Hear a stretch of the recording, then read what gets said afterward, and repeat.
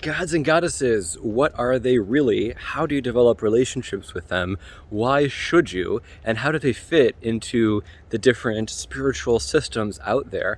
I am really, really excited to make this video. This is one of my most favorite topics, and I think one of the most important topics of our age. So make sure to watch to the end to get the full download, with the understanding that this is a very deep topic and it would literally take many workshops, many courses, and to be super real, many lifetimes to get, fully informed of this. But here's what you can use right now. Gods and goddesses are real. You can access them at any time. They are great resources for amplifying your magic and personal growth. And really, there's a god or goddess for any type of thing, any type of cause that you would like to connect with. So how is this concept compatible with different spiritual traditions? That's a really important thing. I grew up in a Jewish world and a Judeo-Christian media world here in America. And while I live in California right now, I meet a lot of people who channel goddesses, who connect with gods and goddesses. I myself on video have channeled Thoth and Krishna and Apollo, and I work a lot with Lakshmi, and I am super in love with the rich divine energies out there. So in my book, Magic is Real, in the first chapter, I break down a 9D model of reality, where 1D and 9D are the same. It's a single point in space, and that point is everything. That is unity consciousness. Now, going a step below that, we have 8D, which is perception of non-duality. So all the Enlightenment teachers, all the people who talk about what enlightenment is, what unity consciousness is, in unity, all things are. It is beyond words. So most people, when they're talking about non-duality, they're speaking from kind of an 8D perspective. But 7D is where the divine beings are at. So the highest level in reality of form, like a physical form that we can think about or consider that's as close as possible to source, is the divine. And a lot of times in the Bhagavad Gita and other sacred texts, you hear things that, even though there's a certain divinity which has certain traits, like Shiva or Krishna, they also say, I am God, right? And in that statement, you're like, okay, well, if God is everything and everywhere and is source, how can God be broken down to a certain image? So as you're thinking about reality as a whole in total, what you really are doing is you're considering how you relate to reality as an individual, what all of that means, right? So what does it mean to connect with the highest personification of love? That might be Aphrodite. What does it mean to connect with the highest aspect of reality related to money and abundance? That would be Lakshmi. So pantheism, polytheism, and monotheism actually are all compatible, because if you consider all of reality together in the traditional version of one God, you could use that phrase in that context and have God be interchangeable with source, with reality, with, as the Kabbalion says, the all, right? But the reason we have gods and goddesses is to break that down. So for example, you are probably a different type of person in front of a lover versus in front of your grandmother or a parent or a sibling or a teacher or a student or an employer. Those are all aspects of you. So divinities are all aspects of source, right? Let's have that sink in.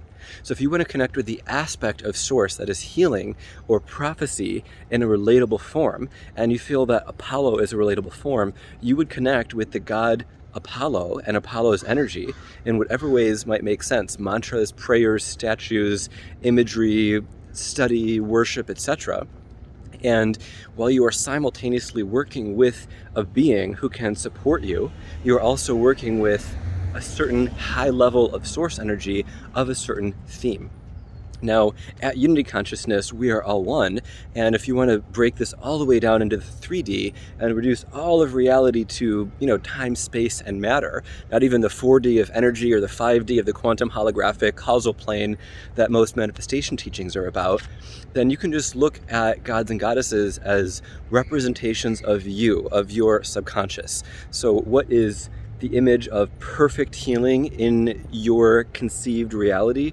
How do you relate with the idea of perfect healing and the best healer one can conceive of? Fill in the blank. That might be Apollo.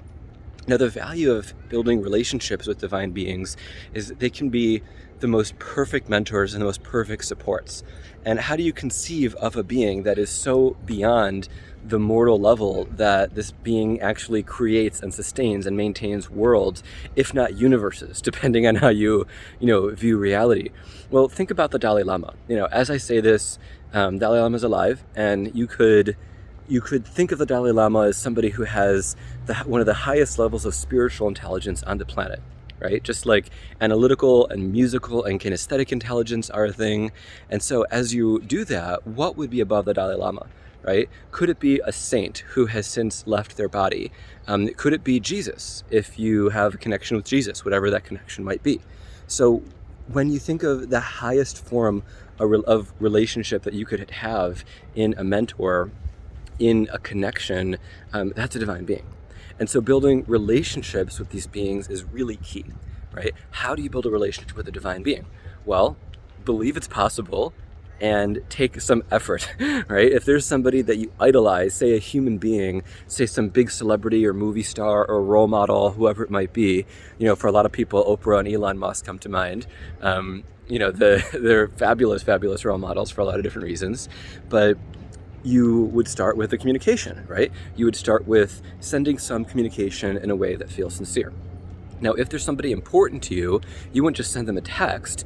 You would really speak from your whole being. You would speak from your heart. You would speak from your soul, however you define it. You would speak with a sharp and clear mind, if you could. Now, the value of a divine being is that they have all the magical abilities that you can conceive of. So perfect telepathy, they got it. Seeing behind and above and through and beyond time and space, they got it.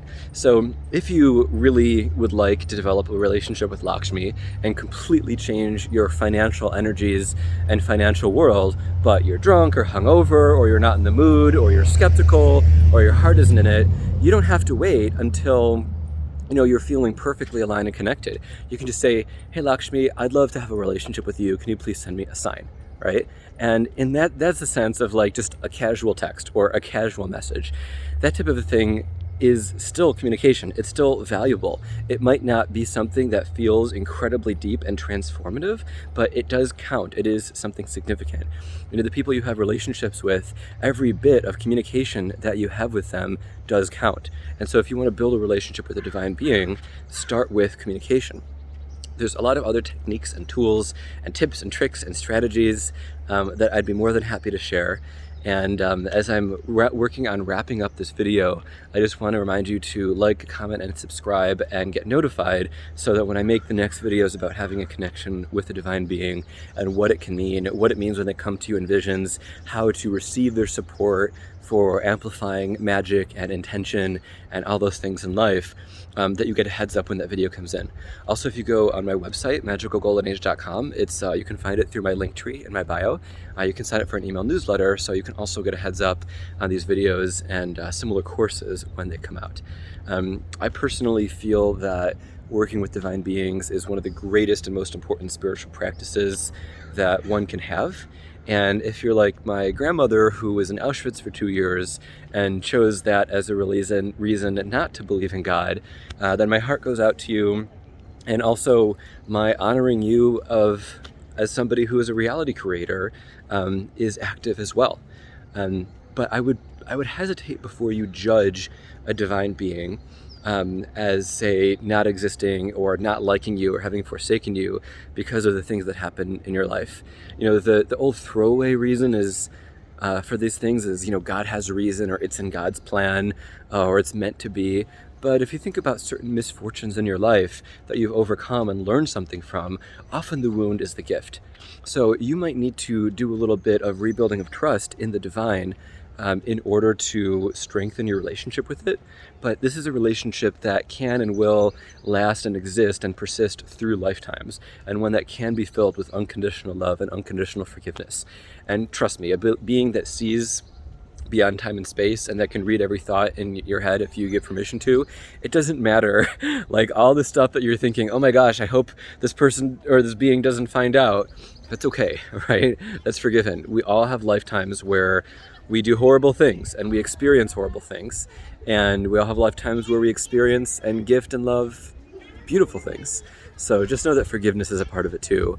And don't hold back or shy away because of certain things that might come to mind that you might be embarrassed about. Trust me, they've seen a lot more than you can think about. I hope this served you well.